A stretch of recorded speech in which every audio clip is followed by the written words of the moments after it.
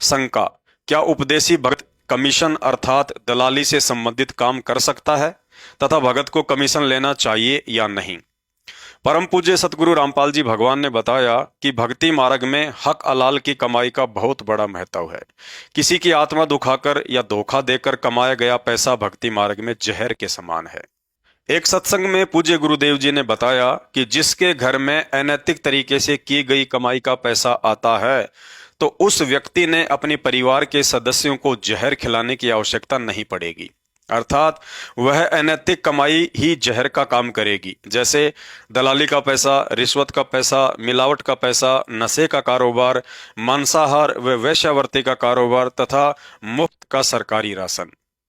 इस तरह की अनैतिक कमाई भविष्य में किसी लाइलाज बीमारी या दुर्घटना के चलते पीड़ा व परेशानी का कारण बनेगी। अतः यदि किसी उपदेशी बहन का पति, पिता या ससुर इस तरह की अनैतिक कमाई लाकर उसे देता है तो गुरुदेव के आदेश अनुसार उपदेशी भगत भाई बहनों ने उस पैसे को हाथ भी नहीं लगाना है। ध्यान दें, कमीशन की कमाई दो तरह की होती है, एक जायज और दूसरी नाजायज। खेतीबाड़ी और मजदूरी के अलावा यदि भगत अपने पास से या उधार लेकर स्वयं का कोई छोटा मोटा काम धंधा शुरू करता है और उसमें जो भी मुनाफा होता है वह कमीशन जायज है।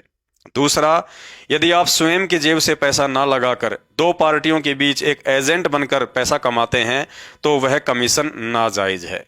जैसे दो व्यक्तियों के बीच कमीशन लेकर प्रॉपर्टी का सौदा करवाना तथा शेयर मार्केट में पैसा इन्वेस्ट करना भी भक्ति मार्ग में नाजायज कमाई के अंतर्गत आता है, क्योंकि शेयर मार्केट में पैसा लगाना जोखिम भरा काम है। सामान्य भाषा में इसी को जुआ खेलना कहते हैं।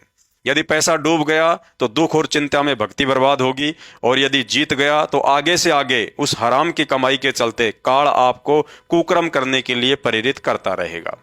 अतः ज्ञान आधार से एक उपदेशी भगत के लिए शेयर मार्केट और नाजायज कमीशन के कार्य भगत के लिए मानसिक परेशानी व अनैतिक कमाई के अंतर्गत ही आते हैं।